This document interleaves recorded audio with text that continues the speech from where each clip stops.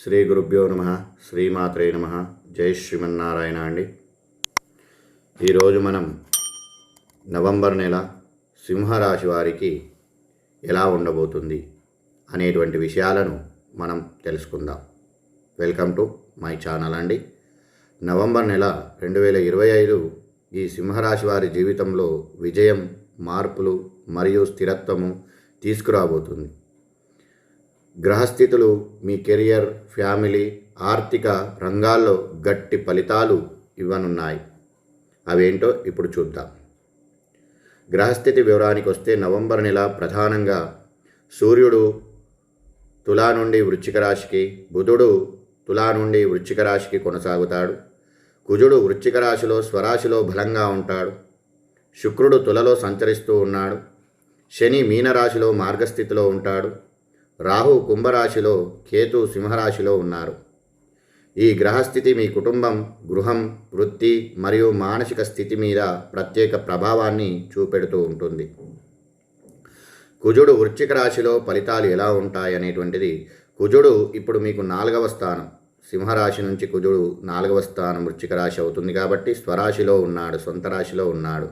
ఇది శక్తివంతమైనటువంటి స్థానం అని చెప్పవచ్చును.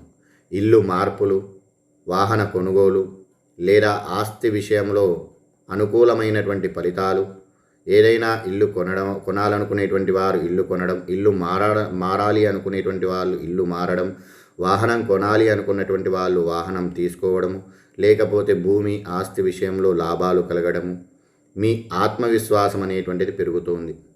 కానీ కుజ ప్రభావం వల్ల కోపం కూడా పెరిగేటువంటి అవకాశం ఉంటుంది కాబట్టి కొంచెం కోపాన్ని తగ్గించుకోవడం మంచిది.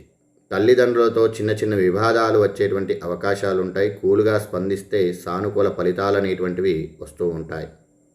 గృహ నిర్మాణం లేదా రియల్ ఎస్టేట్ రంగంలో ఉన్న వారికి మాత్రం సక్సెస్ పీరియడ్ అని చెప్పవచ్చు. రియల్ ఎస్టేట్ రంగంలో ఉన్నవారికి కుజుడు 4వ స్థానంలో ఉంటాడు కాబట్టి, కుజుడు భూమికి కారకుడు కాబట్టి మంచి రియల్ ఎస్టేట్ వ్యాపారం బాగా జరుగుతుందని చెప్పవచ్చు.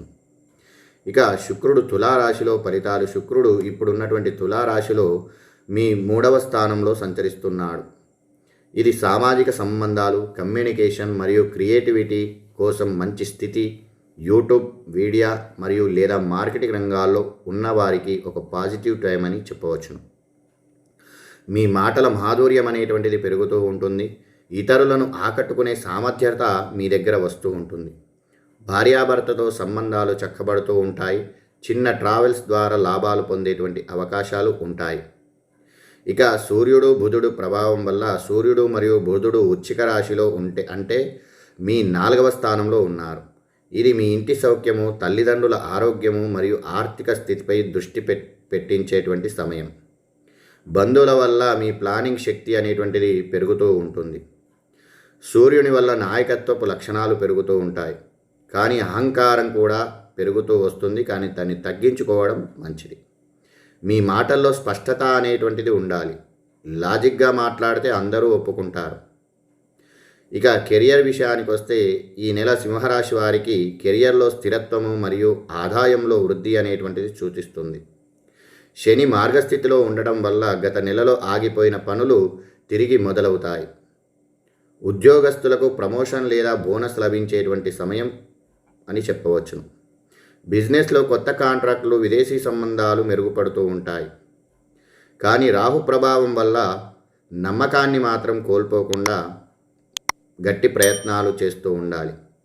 డీల్ సైన్స్ చేసే ముందు, ఏదైనా డీల్ చేసే ముందు 2 సార్లు చెక్ చేసుకొని డీల్ చేయడం మంచిది. ఇక ఆరోగ్యపరంగా చూస్తే ఈ నెల సగటు ఆరోగ్యం ఒక మాదిరిగా ఉంటుందని చెప్పుకోవచ్చు. కుజుడు వృశ్చికంలో ఉన్నందున రక్తపోటు, స్ట్రెస్ ఎక్కువ కావడము, మైండ్ టెన్షన్ ఉండడము అనేటువంటిది ఉంటుంది. కానీ శుక్రుడు తులలో ఉన్నందువల్ల మానసిక శాంతి అనేటువంటిది లభిస్తూ ఉంటుంది. తగినంత నీరు తాగండి. ఆహారాలను సరైన సమయానికి తీసుకోండి. ధ్యానము లేదా యోగా, ప్రాణాయామము ఎక్కువగా చేసుకోవడం, ధ్యానం చేయడం వల్ల మనసు ప్రశాంతత ఏర్పడుతుంది. ప్రాణాయామం వల్ల మనసు స్థిరత్వం పొందుతారు. ఈ నెలలో మీరు శక్తి అనేటువంటిది ఈ ధ్యానం వల్ల లభిస్తూ ఉంటుంది. ఇక ప్రేమలో ఉన్నటువంటి వారికి నెల కొత్త ఉత్సాహం అనేటువంటిది తీసుకొస్తూ ఉంటుంది. మునపటి అబద్ధాలన్నీ కూడా తొలగిపోయి కొత్త సమాజం అనేటువంటిది ఏర్పడుతూ ఉంటుంది. వివాహితులకు, తల్లిదండ్రులకు లేదా పిల్లలతో సంతోషం అనేటువంటిది ఏర్పడుతూ ఉంటుంది. కుటుంబంలో చల్లదనము, ప్రేమ మరియు పాజిటివ్ వైబ్స్ ఉంటూ ఉంటాయి. కేతు మీ రాశిలో ఉన్నందున కొంత అంతర్ముఖత, మనస్సు లోపల ఏదో గిల్ట్గా ఉన్నప్పటికీ కానీ అది భావోద్వేగాలకు లోతు కానివ్వకుండా చూసుకొని ముందుకు వెళ్ళడం మంచిది. ఇక శని మీనరాశిలో ఉండడం వల్ల శని ఇప్పుడు మీ 8వ స్థానంలో నుండి 9వ స్థానంలో ఉండడం వల్ల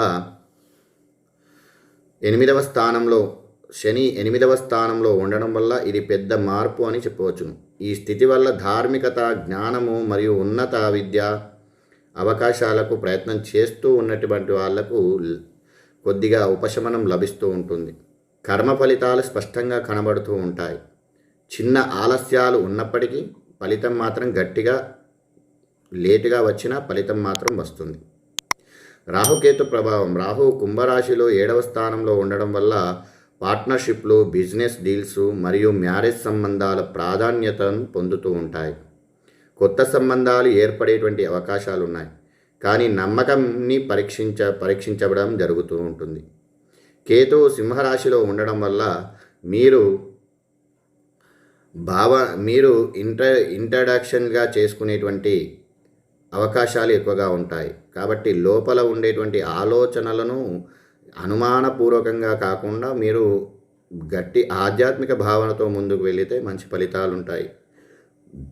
మీరు ఎక్కువగా ధ్యానం చేస్తూ ఉంటే మనసు ప్రశాంతత ఏర్పడుతుంది. ఆధ్యాత్మికమైనటువంటి బుక్కులు చదవడం వల్ల మీకు ఒక సంతోషాన్ని ఏర్పడుతూ ఉంటుంది. ఇక మొత్తం మీద చూస్తే నవంబర్ నెల 2025 సింహరాశి వారికి కెరియర్లో ఎదుగుదల అనేటువంటిది ఉంటుంది. ఆర్థికంగా బలమైన స్థితి ఏర్పడుతూ ఉంటుంది. కుటుంబంలో ప్రేమ మరియు శాంతి నెలకొంటుంది. మానసిక స్థిరత్వము ఇవన్నీ లభించే నెల. కానీ మాటల్లో స్పష్టత, నిర్ణయాలు తీసుకోవడంలో మాత్రం 1-2 సార్లు నిర్ణయాలు తీసుకుంటే విజయాలు మాత్రం మీవని చెప్పవచ్చును.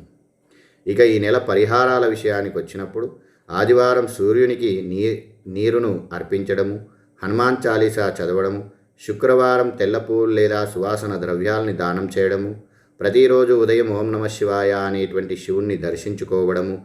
ఈ పరిహారాలు కుజుడు, సూర్యుడు మరియు కేతు ప్రభావాలు సానుకూలతను తగ్గిస్తూ ఉంటాయి. సింహరాశి వారికి నవంబర్ నెల విజయము, స్థిరత్వము మరియు ఆధ్యాత్మిక బలాన్ని తీసుకొస్తూ ఉంటుంది. కుజుడు శక్తినిస్తాడు, శుక్రుడు సంతోషాన్నిస్తాడు, శని జ్ఞానాన్ని ప్రసాదిస్తూ ఉంటాడు. జై శ్రీమన్నారాయణ అండి. ఈ వీడియో నచ్చితే లైక్ చేయండి, షేర్ చేయండి, సబ్స్క్రైబ్ చేయండి. జై శ్రీమన్నారాయణ. నన్ను ఆదరిస్తున్న మీ అందరికీ కూడా కృతజ్ఞతలు. జై శ్రీమన్నారాయణ.